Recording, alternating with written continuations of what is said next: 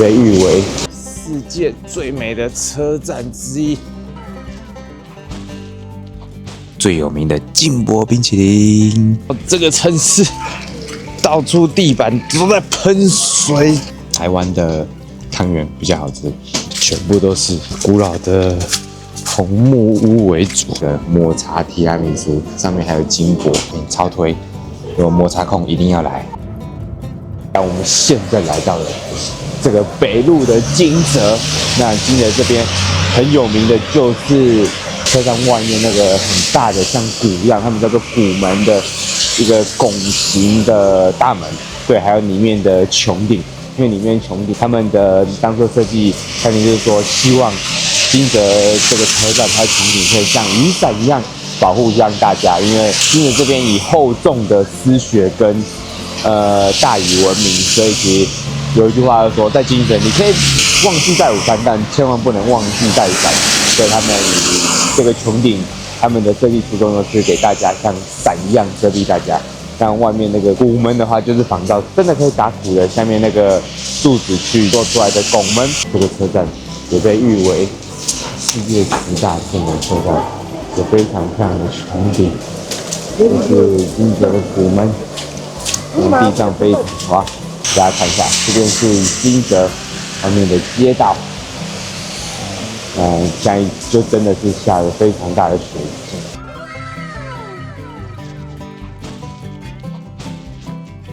刚剛有一個好心的當地人帶我們穿過這個都是下雪的地板腳全濕，然後特地把我們帶到這個地下道來。我們現在很幸運的已經可以來到這個地下道了，可以不用再受外面的暴風雪寸步難行的感覺，可以直接穿過這個地下道。所以日本人真的其實也是很溫暖的，所以大家就彼此友善的對待大家。現在來到了近江町市場，就是金澤這邊很有名的一個海鮮市場。哇，地上還是都是雪，下着大雪啊。然後這個城市到處地板都在噴水，整個腳都濕掉。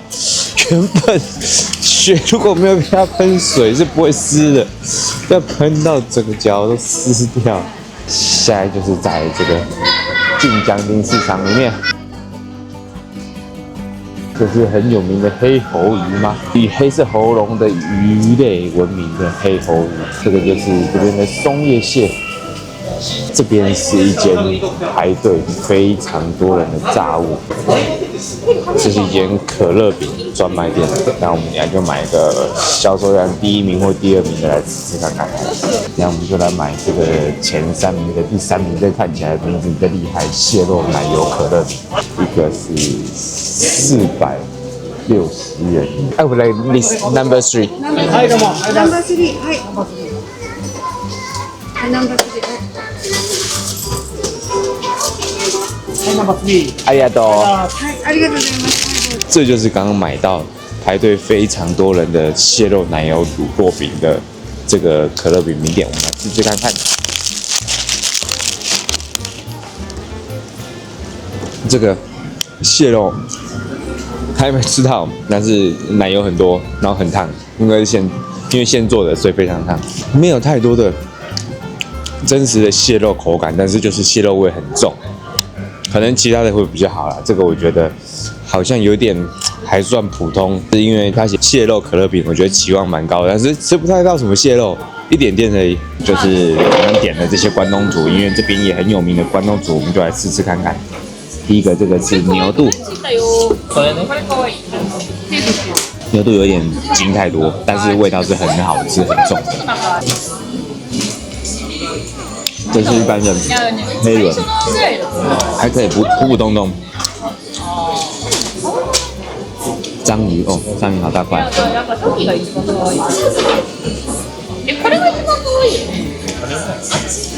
魚還不錯，蠻有彈性的，而且味道很重，算蠻好吃的。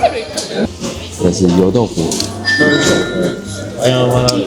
油豆腐很好吃哎，綜合它的甜味很香。肉蠻不錯的，而且在這種負幾度的環境吃，其實蠻好的，只是沒有特別出色，還是可能是我選的店家。大家如果有推薦更好吃的關東煮的店家，也可以來吃吃看。现在整個城市都是雪，不過已經出太陽，已經回暖了。不過大家可以看一下地上這個東西，這個東西就是這個城市到處都有這個一個孔一個孔的，一直噴水，一直弄得整這個地板都濕濕的。還有整個腳都濕掉了，不過還是很漂亮的金澤市，比較少在城市裡面看到這種情況，就是雪厚到這個應該至少有20-30公分以上的厚度了。好像在雪場，有時候雪場沒有像這樣子這麼厚的積雪，幾乎目前還沒有看過城市有這麼厚的積雪過。以前曾經東京跟大阪還有京都有下雪，但好像也沒有像金澤這麼誇張的厚。這邊就是金澤很有名的尾山神社，這座神社一個日本很重要的文化遺產。尾山神社現在開始下大雪，它的神門用了很多玻璃裝飾。尾山神社在大雪裡面的神社。暴風雪來了！哦，对，上面有很多的彩色玻璃，是尾山神社大門，好像是這一座神社的特色。哇，這就是神社裡面的樣子。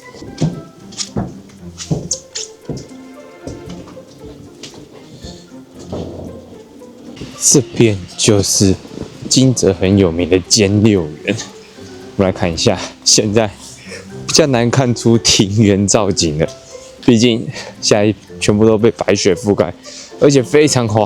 這邊是蓮池，結果這個蓮池全部都結冰了。兼六園裡面的蓮池，很有名的蓮池都結冰了。現在是金澤1月兼六園，就是白雪茫茫。對，看一下，全部都是就銀白世界，不過有另外一番的美景。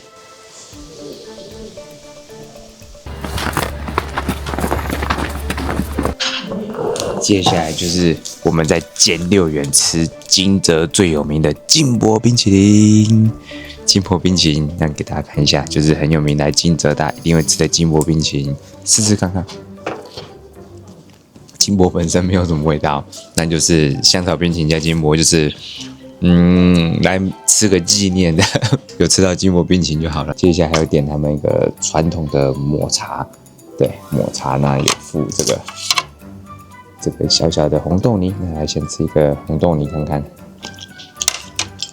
來點這個小小的團子，算是一些感覺來金澤必點的一些東西。紅豆泥就是很有彈性，然後它包覆性蠻強的，就是它不會散開 cookie 這樣子，還蠻有彈性的，也不錯。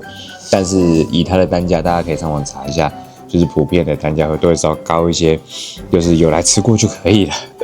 那抹茶就是因為現在真的很冷，我忍不住想要點一個熱的來喝一下。最後來吃這個團子，但它有分綜合，有分抹茶味的跟原味的。我只能說台灣的湯圓比較好吃，不過有來這邊就是有經驗過就可以了。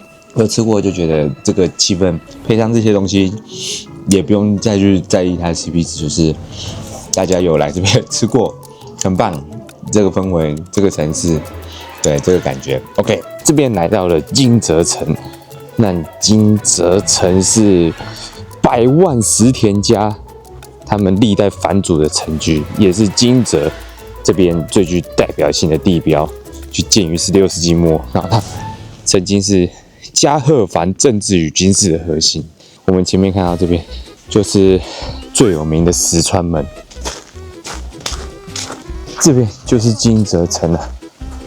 這邊現在他們準備把上面的積雪弄下來，把墨機會弄下來，看起來蠻難的。金澤城中間的廣場，金澤的東茶屋街，全部都是古老的紅木屋為主，然後就是一個很有氣氛的一條街，跟台灣的茶街可能也不一樣。台灣茶街是年輕人聚集地，這邊比較偏向古色古香的一個街道，也是會吸引蠻多人過來走一遭的。